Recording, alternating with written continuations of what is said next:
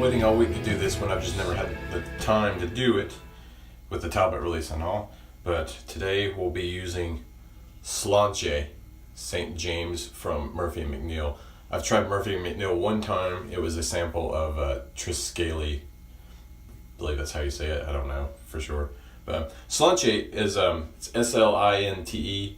It's actually not the name of the soap, it's the name of the soap base. So it's a formula for special releases. Kind of like how Grooming Department has Mallard, then they have also the scent names after Mallards, like Mallard, Chai, whatever.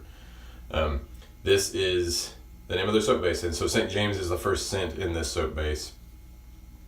And it is described as kind of like an oatmeal stout. So it's got a pretty great aroma to it. It's a very gourmand scent, so I'm really anxious to get going with that and describing the scent for you. But it's named after, and I said oatmeal stout. You see the label here looks a lot like the heart that's on the front of a Guinness Stout beer. So if you are familiar with that, this will look very familiar to you.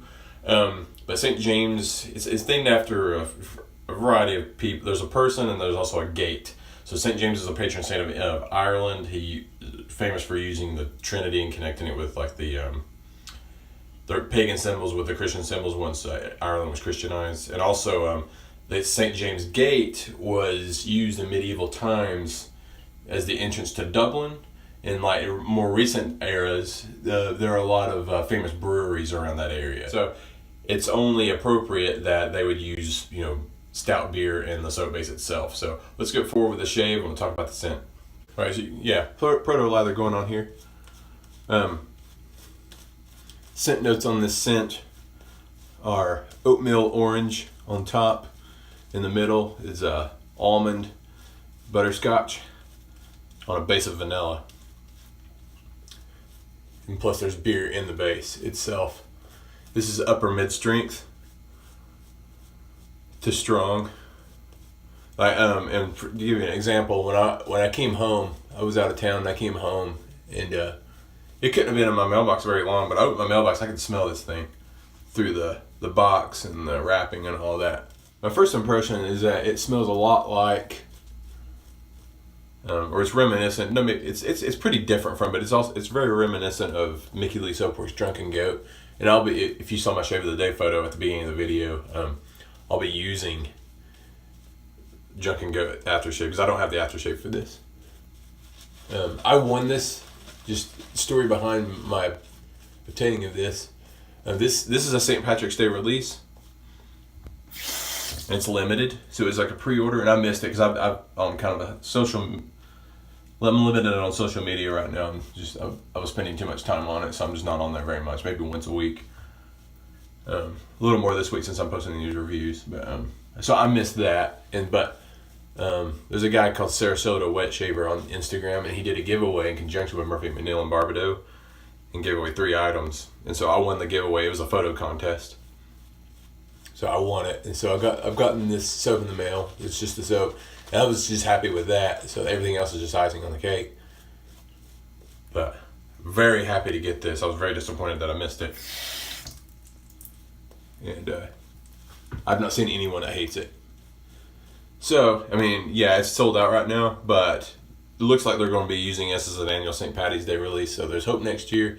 And I've also seen at least one set on Buy Sell Trade on Reddit. Shave Bazaar. So keep an eye out. You might still be able to get some. But this scent, I feel like it gets even stronger when lathered. So I feel like out of the container it's upper mid and then it gets to strong once you lather it up. Alright, first pass, no talking. I've never used this soap base before.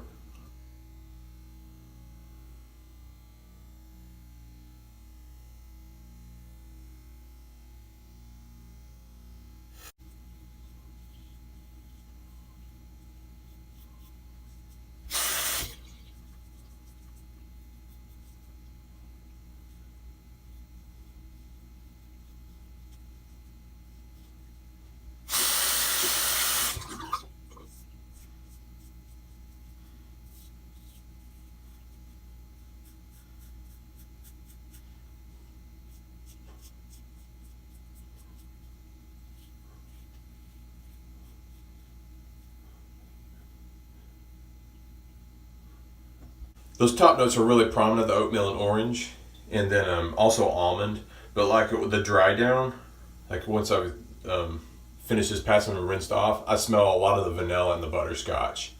So there's you can detect all the individual notes. It is complex, but it's also they come out and play with each other, and as the shape goes on, as the scent opens up as it's lathered. So very nice scent. Excellent. If gourmet's not your thing, maybe you won't like it. But a friend of mine has this, and he doesn't like gourmets, but he does like this one a lot. So who knows? Maybe you will like it. In any case, it'll be easy to get rid of if you don't like it. Right, excellent second lather here. I feel like my second lather is always better than my first lather. But this utilizes, it's a tallow base, but it's got a lot more going on. It's got mutton tallow, beef tallow, duck fat, Irish stout, and goat milk, amongst other pretty standard ingredients.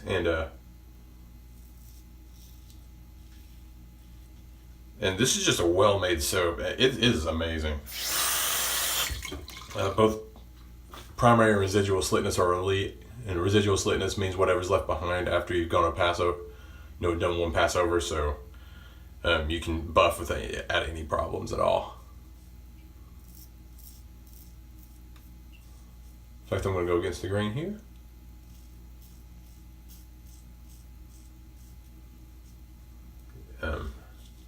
This is absolutely elite. This rivals anything I've used.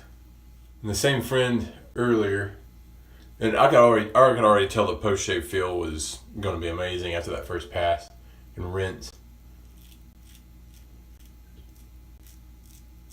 The same friend of mine told me that he thinks it rivals Bear Stearman Excelsior and Talbot V2, and I think I agree with that. This is probably a top 3 soap base for me, because those are 2 of my favorite.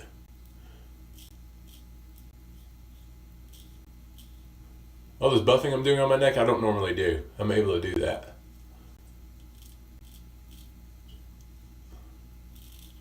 Feeling nothing. I barely even feel the razor at all. It's oil on glass. Outstanding shave with Murphy McNeil St. James here. Gosh, it's one of the best shaves I've ever had. Keep in mind, this brand has only been out since like December. I mean, it's like 3.5 months. I mean, they're really making a splash on the scene and just coming out strong. This is one of the strongest starts I've ever seen, if not the strongest. This is crazy. These labels look awesome too. They're all Irish themed, everything. Murphy McNeil, Irish names. It's all really very, very cool. Cool explanations behind the scents and the symbols and all that. The soap base, you see, you got a lot of soap. This is hefty.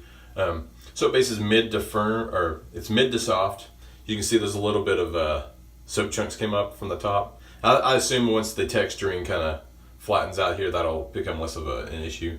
So a little bit of soap was coming loose. But this was $20 for 5.5 ounces of soap, and one of the best performing soaps I've ever, and best smelling soaps I've ever had.